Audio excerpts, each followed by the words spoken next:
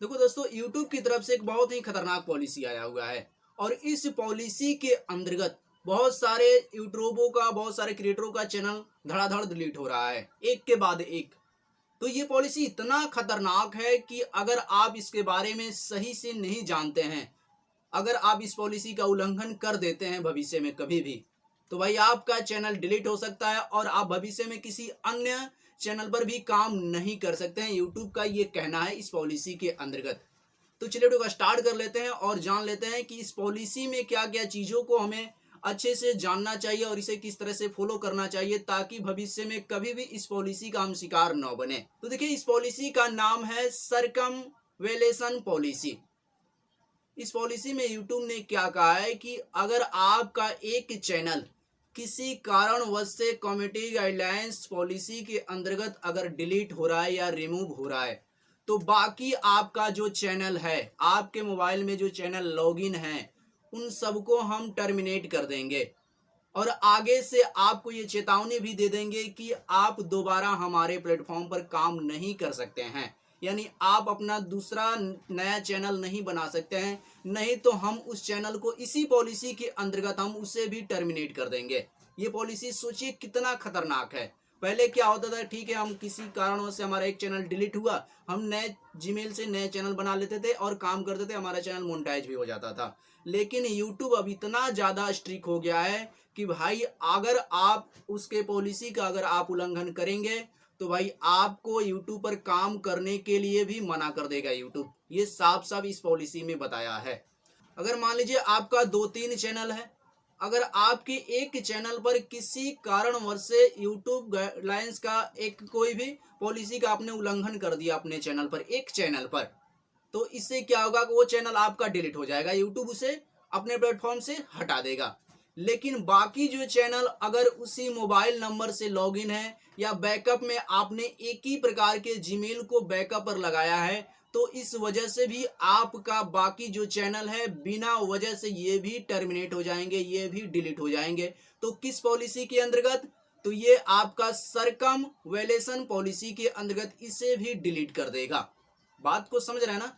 तो अगर आप बचना चाहते हैं इस पॉलिसी से, तो आपको करना क्या है कि आपका जितना भी चैनल है, सभी चैनल को अलग अलग नंबर से वेरीफाई कीजिए। बात समझिएगा, सभी चैनल को अर्थात सभी जीमेल को अलग अलग नंबर से वेरीफाई करना है आपको। दूसरी चीजें कि आपका जो बैकअप में अलग अलग जीमेल को डालना है, समझ रहे हैं ना? और बैकअप में वही जीमेल को डालना है जिससे आपका यूट्यूब चैनल नहीं बना हो।